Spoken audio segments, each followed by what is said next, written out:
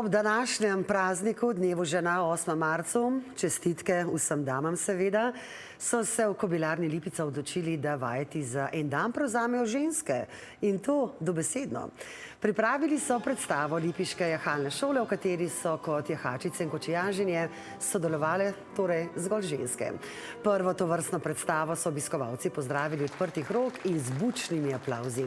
Da bodo imele ženske glavno vlogo tudi v hlevu, pa sta poskrbeli prvi dve letošnji žrebeti.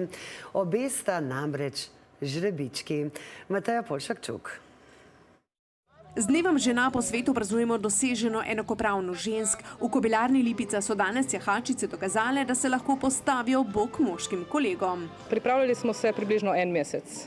Sestavljen je že, ker te točke so že vključene v programe med sezono, tako da malo več smo potrenirali in to je to. Trening lipicanca, da zmore koreografije najvišjega nivoja, lahko traja od 6 do 10 let.